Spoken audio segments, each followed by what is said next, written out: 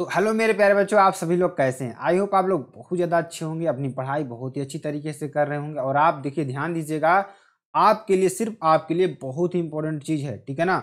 बहुत इंपॉर्टेंट चीज़ है, बहुत ही महत्वपूर्ण चीज़ है। अगर आप देखिए कक्षा 12, ठीक है ना, क्लास 12th में है, इसमें क्लास 12th में है, और आप चाहते हैं कि आप टॉप कर जाएं, ठीक है ना, तो आपको इंग्लिश को भी मजबूत करना होगा।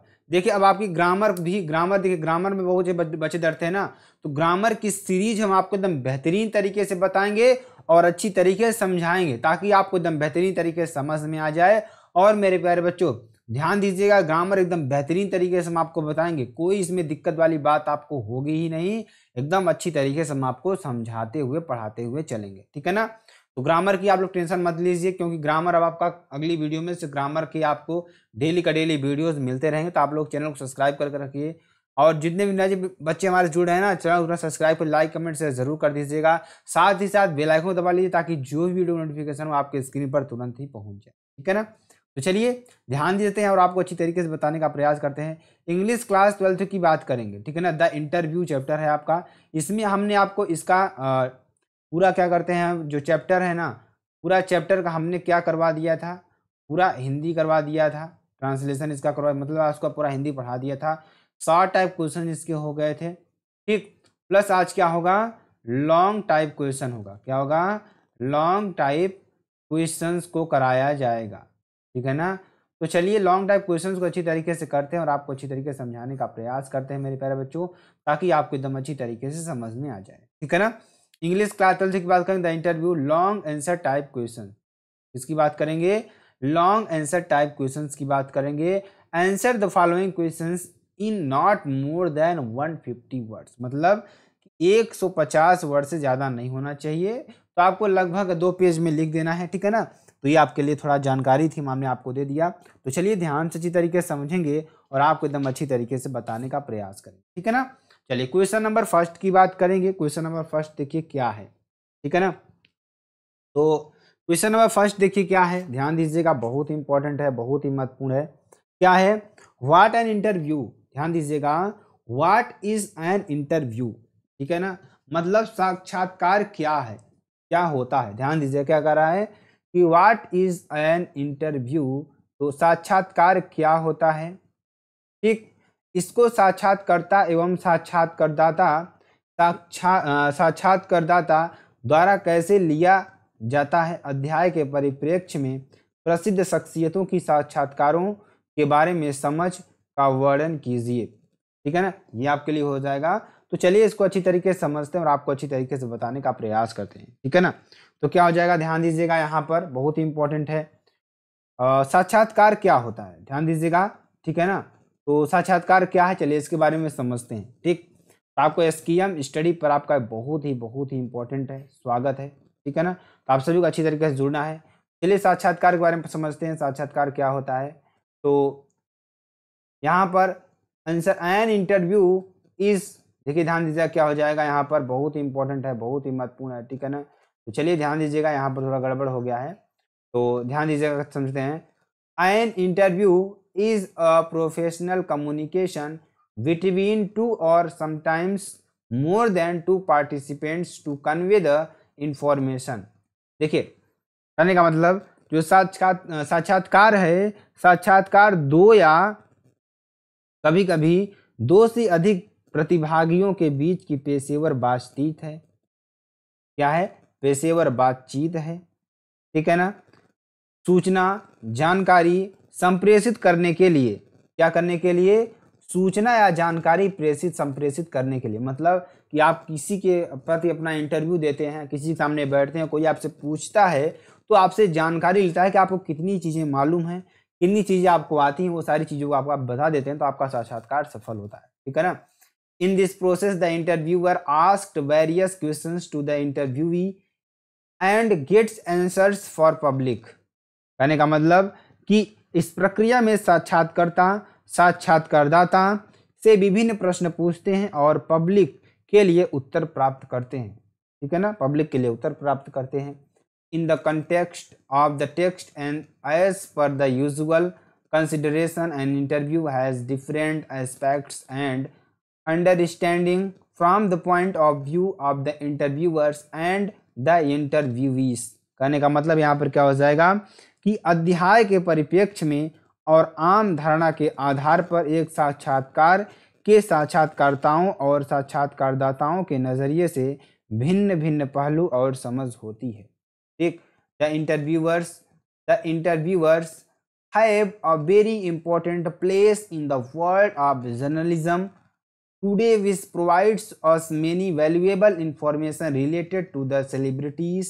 ध्यान दीजिएगा, बहुत इंपॉर्टेंट पैराग्राफ है ये आपका, ठीक है ना, बहुत इंपॉर्टेंट पैराग्राफ है। क्या कह रहा है कि साक्षात्कारताओं का पत्रकारिता यानी जिसे आप क्या कहते हैं जर्नलिज्म के संसार में आज बहुत महत्वपूर्ण स्थान है, जो हमें शख्सियतों के बारे में अनेकों कीमती जानकारियां देती हैं।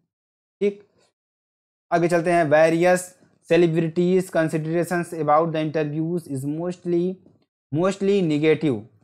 ठीक है ना, तो क्या हो जाएगा यहाँ पर विभिन्न शख्सियतों की साक्षात्कारों को लेकर समझ ज्यादातर नकारात्मक होती है। Celebrities see themselves as their victims, they take interview as an unwanted institutions into their lives. They feel that interviews somehow diminish them. ठीक है ना, them vs Naipaul feels that some people are wounded by interviews and lose a part of themselves. Lewis Carroll had a just horror of the interviews. H.G. Wells referred to the interviewing और ordeal Saul Bellow describes interviews as being like यहाँ पर क्या हो जाएगा thumbprints on his windpipe. ठीक है ना, कहने का मतलब यहाँ पर क्या हो जाएगा कि ध्यान दीजिएगा, शख्सियतें स्वयं को उनके शिकार के रूप में देखती हैं। वे साक्षात्कार को अपने जीवन में अनावश्यक दखलंदाजी की तरह लेते हैं। वे महसूस करते हैं कि साक्षात्कार किसी न किसी तरह उन्हें छोटा करते हैं। वी.एस. नायपाल महसूस करते हैं कि कुछ लोग साक्षात्कारता को से घायल हुए हैं, किए गए और अपना कुछ हिस्सा खो देते हैं। लुइस कैरोल को अपनी श्वास नली पर अंगूठे का निशान जैसा बताया। ठीक है ना, Yet despite the drawbacks of the interview, thousands of celebrities have been interviewed since its invention। ठीक है ना, तो क्या हो जाएगा, फिर भी साक्षात्कार के दोषों के बावजूद हजारों शख्सियतों का उसकी आविष्कार के बाद से साक्षात्कार लिया जा चुका है। ठीक है ना, ये आपका हो जाएगा। चलिए आगे आपको बताते हैं, ध्यान दीजिएगा, बहुत इंपॉर्टेंट, बहुत ही महत्वपूर्ण है। ठीक है ना, अगला क्वेश्चन देखिए क्या है, बहुत इंपॉर्टेंट। ध्यान दीजिएगा, सारे क्वेश्चंस आपके लिए इसमें इंपॉर्टेंट है, क्योंकि जो लॉन्ग टाइप क्वेश्चंस हैं वो आपके लिए बहुत ही इंपॉर्टेंट होते हैं। ठीक है ना, तो क्या हो जाएगा, who was Umberto Eco, what were his fields of writing, how did the write the novel the name of the rose. Umberto Eco कौन था, उसके लेखन के क्षेत्र क्या थे, उसने उपन्यास द नेम ऑफ द रोज कैसे लिखी। ठीक, चलिए इसके बारे में समझते हैं और अच्छी तरीके से आपको बताने का प्रयास करते हैं। ठीक है ना, क्या हो जाएगा, Umberto Eco was a Italian novelist. ध्यान दीजिएगा, अम्ब्रेटो इको एक इटालियन उपन्यासकार थे। ठीक, he was famed as a philosopher, medievalist and semiotician also. कहने का मतलब कि यहाँ पर वह एक दार्शनिक, मध्ययुगीनवादी व लक्षणाशास्त्री की हैसियत से भी प्रसिद्ध थे। ठीक, he was born on 5 January 1932 and died on 19 February 2016। कहने का मतलब यहाँ पर क्या हो जाएगा कि वह 5 फरवरी 1932 को पैदा हुए और 19 फरवरी 2016 को मृत्यु को प्राप्त हुए थे। ठीक, he used to write literary fictions, academic texts, essays, children's books and newspapers articles also। तो these all were his fields of writing। कहने का मतलब यहाँ पर क्या हो जाएगा, वह साहित्यिक, उपन्यास, शैक्षणिक अध्याय, निबंध, बच्चों की किताबें तथा अखबारों के लिए लेख भी लिखा करते थे, ठीक है ना। और अतः his novels the name of the rose was written by him the very casually, ठीक है ना। ध्यान दीजिएगा, उनका उपन्यास the name of the rose उनके द्वारा बहुत ही संयोगवश लिखा गया था, ठीक। He used to write novels on only Sundays, ठीक। तो क्या करें, उन्होंने उपन्यास, ध्यान दीजिएगा, वह केवल रविवार को ही उपन्यास लिखा करते थे, उपन्यासों को लिखा करते थे, ठीक।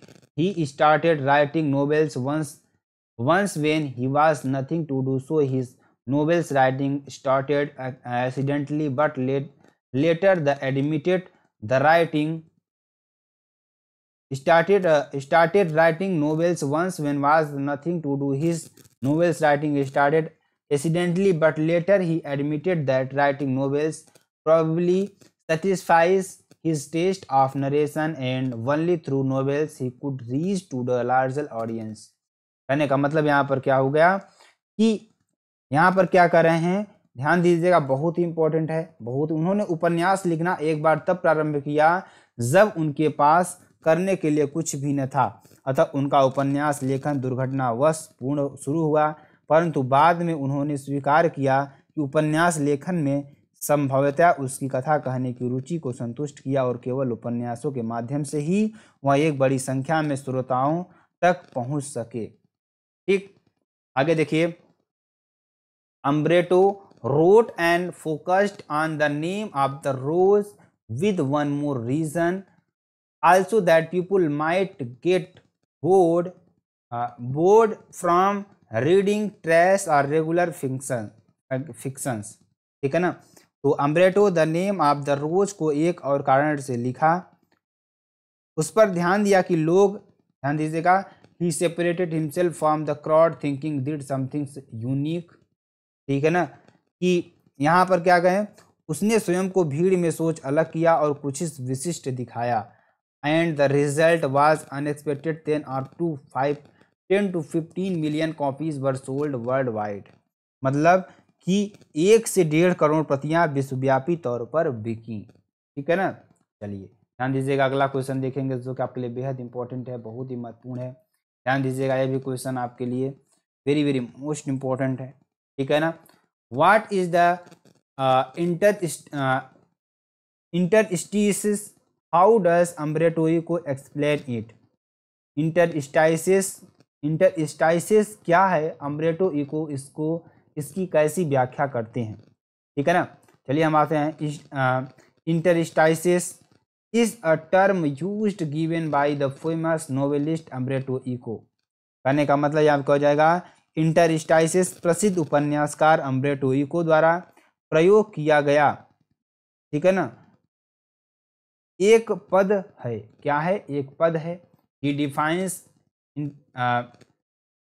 Defines interstices as empty spaces, ठीक है ना। इंटरस्टाइसिस को खाली स्थानों की तरह व्याख्या करते हैं। According to Eco, we have a lot of empty spaces in our lines which he calls interstices, ठीक है ना। इको के अनुसार हमारे जीवन में हमारे पास बहुत सा खाली स्थान होता है जिसको वह इंटरस्टाइसिस कहते हैं। क्या कहते हैं, इंटरस्टाइसिस कहते हैं। He gives example, suppose somebody is coming to his place, the person is an elevator and while the person is coming up he is waiting for him, ठीक है ना। कहने का मतलब कि वह उदाहरण देते हैं कि मानो कोई उनके स्थान पर आ रहा है, व्यक्ति लिफ्ट में है और जब व्यक्ति ऊपर आ रहा होता है वह उसकी प्रतीक्षा कर रहे होते हैं, ठीक। क्या कर रहे होते हैं, प्रतीक्षा कर रहे होते हैं, ठीक है ना। He works in empty spaces, ठीक है ना। वह क्या देगा, वह यह इंटरसाइज है, एक खाली स्थान है, ठीक है ना। और क्या कर रहे हैं, वह खाली स्थानों में कार्य करता है, ठीक है ना। whilst waiting for his elevator to come up from the first to the third floor he has already written an article। कहने का मतलब यहाँ पर क्या हो जाएगा कि ध्यान दीजिएगा, प्रथम तल से तृतीय तल तक उसकी लिफ्ट के पहुंचने की प्रतीक्षा करने के दौरान वह पहले ही एक लेख लिख चुका है। ठीक, और क्या कर रहे हैं, 10 अम्ब्रेटो डिस्क्राइब्स इंटरसाइसेस, क्या कर रहा है, इस प्रकार अम्ब्रेटो इंटरसाइसेस की व्याख्या करते हैं। According to the Oxford dictionary and interstices in a small break or space in some things. कहने का मतलब ऑक्सफोर्ड शब्दकोश के अनुसार इंटरस्टाइस किसी चीज में एक छोटा अंतराल अथवा खाली स्थान है। ठीक है ना। अगला क्वेश्चन देखते हैं, 4 नंबर की बात करेंगे। तो देखिए इसके बारे में हमने आपको बताया है, ठीक है ना। तो इसके बारे में आपको पहले क्वेश्चन में ही बताया था, तो इसको आपको अपने से ही लिख लेना है, बहुत ज़्यादा इसमें समझने वाली बात नहीं है, ठीक है ना। तो चलिए इसको थोड़ा बता देते हैं कि व्हाट टाइप्स ऑफ नॉवेल्स, ठीक, the name of the rose, the name of the rose किस प्रकार का उपन्यास था, वह कैसे प्रकाशित हुई तथा उसकी सफलता क्या थी। ठीक, चलिए इसके बारे में आपको बताते हैं। तो ध्यान दीजिएगा, ये क्वेश्चन आपको अच्छी तरीके से लिख लेना है, पूरा इसका स्क्रीनशॉट कर लेना है अच्छी तरीके से, ठीक है ना। आपको इसकी PDF मिल जाएगी यस के एम स्टडी के ऑफिशियल टेलीग्राम चैनल पर, तो आप सभी को इसको कर लेना है। फिर मिलते हैं नेक्स्ट वीडियो में नए टॉपिक के साथ।